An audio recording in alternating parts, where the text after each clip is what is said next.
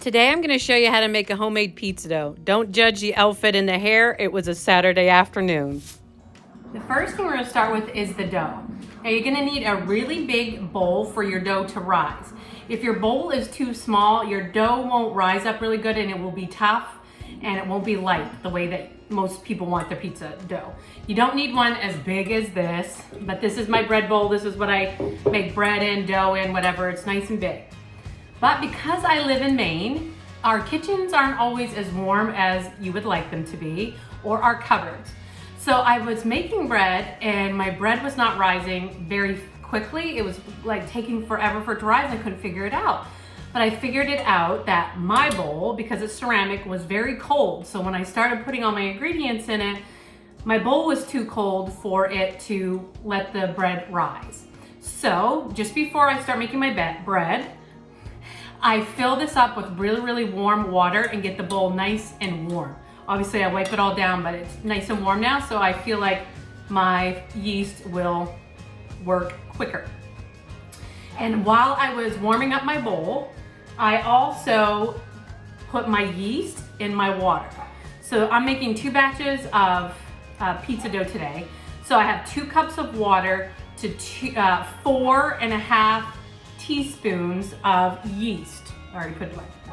And a sprinkle of sugar on top. So they call this blooming when you get it all to start first. You want to make sure that your yeast is foaming before you put it in your recipe, because if it's not, nothing is going to work for you. Trust me, I've done this before thinking, oh yeah, it's gonna rise anyway. It will not.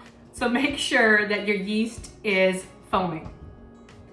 So, like I said, I'm making 2 pizza crusts tonight, so you can just cut this in half if you want to. So to start, I'm gonna add 3 cups of flour.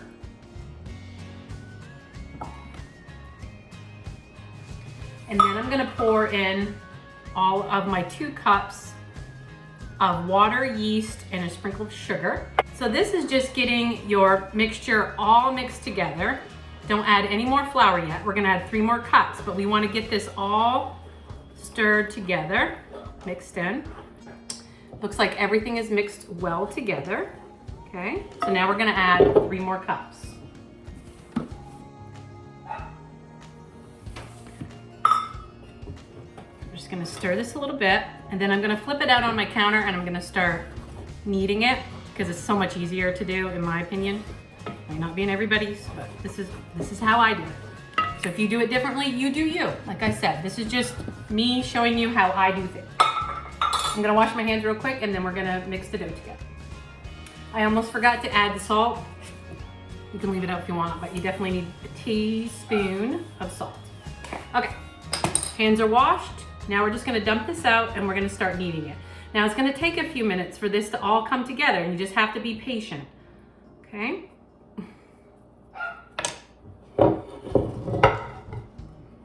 Just dump it all out.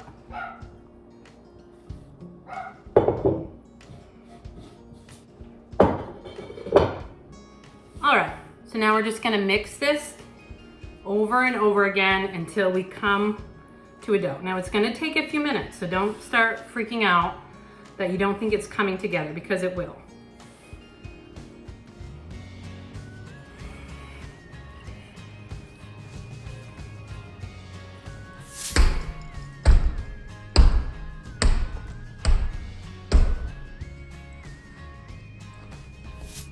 I have no idea why that took so long. It wants to be ornery today. This is what happens when you have dough. It doesn't always, for me anyway, does not always turn out the way I'd like it. But whatever, we got it. It's all mixed together. I'm gonna put some shortening on it. That's what my grandma used to do. That's what my mom did. I don't know, I just like what it does to my dough when it's rising. You don't have to put anything on it if you don't want to. Maybe butter would even be better, but I'm gonna use some shortening. Just take a little bit of shortening. Hands and just rub it over it. And this is gonna take a good 45 minutes to an hour to rise, depending on the temperature of your home, temperature of your bowl. Dough is very finicky, so we're gonna put it back in the bowl and we're gonna cover it with some saran wrap, and we're gonna let this sit for 45 minutes. And now for some homemade pizza sauce, and a quick tip if you don't have any tomato paste. Now that our dough is resting, we're gonna make some homemade pizza sauce. Get a bowl. Now I'm making double this recipe before because my family likes sauce. So I have 2 cups of tomato sauce. Okay, you can use puree as well. This one is tomato sauce. There's a difference, I guess. So this recipe calls for 6 tablespoons of tomato paste. Now, at this point in time, we don't really want to just be running to the grocery store for non-essential items. And I, of course, had no tomato paste. So I thought, why don't I just boil down some of my tomato sauce and make myself some tomato paste? How about that? So there you go. When a recipe calls for tomato paste, it's because it wants that stronger tomato flavor. So when you boil down this tomato sauce, you can see it, this is what you get. So I just took, I needed 2 cups of tomato sauce. So I measured out 2 cups and there's probably about this much left in the can. I poured that in a saucepan, put it up on medium-high heat, stirred that for 3 to 5 minutes, and this is what we got. So I'm just gonna add this to my sauce.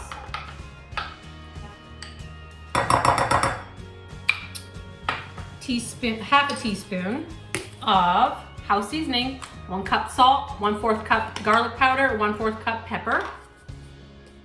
So just a half a teaspoon of that. A teaspoon of basil. Okay. Now, if you've been following any of my recipes, you know that I like to add a little bit of sugar to any of my tomato pastes or tomato products. And instead of butter on this one, I'm gonna use a little swish of olive oil. It breaks down kind of that tin can taste, okay? Just gonna stir this together. That's it, and wait for your pizza to be done. See that? It's hard taping by myself, but we're gonna get this done. Okay, so while we're still waiting, we're gonna prepare our items that you're gonna want on your pizza. So my family likes bacon. So a good way of cooking bacon is tinfoil on a baking sheet. Put your bacon on it, let it cook at 400, I'm gonna say for about 15-20 minutes.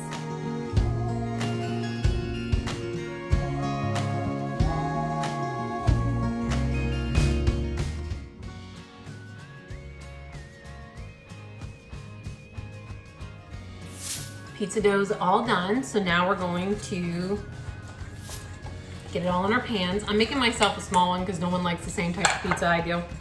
So I'm just squishing mine out real quick. Then I'm gonna do 2 more pans. And then we're going to make a regular pizza, and then I'm gonna make a chicken Alfredo pizza, something different. I'm gonna start making the 2 big ones.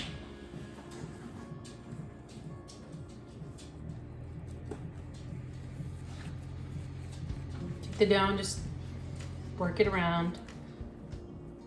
I certainly cannot fold it up, spin it up, but if you can, go ahead and do it.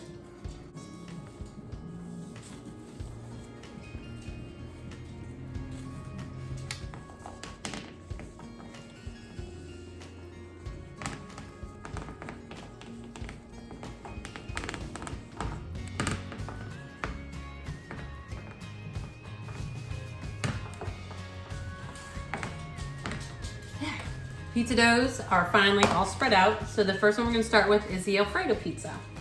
I'm just gonna use the standard Alfredo sauce you buy at the store. Pour that on just like you would any spaghetti and pizza sauce. Spread that on. Then we're going to throw on some mozzarella cheese.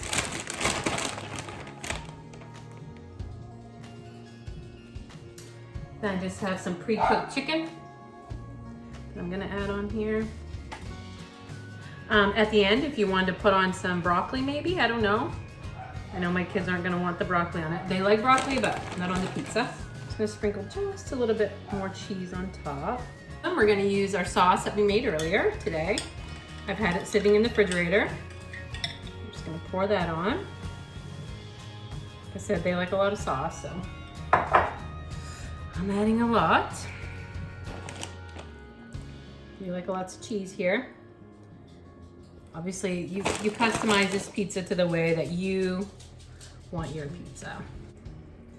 Okay, so there's that one.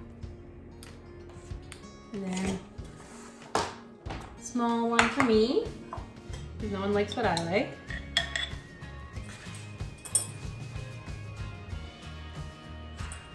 Okay, we're gonna put these in the oven at 450 for about 20 minutes. Pieces out of the oven. Here's the meat one. Alfredo pizza. And my small little one.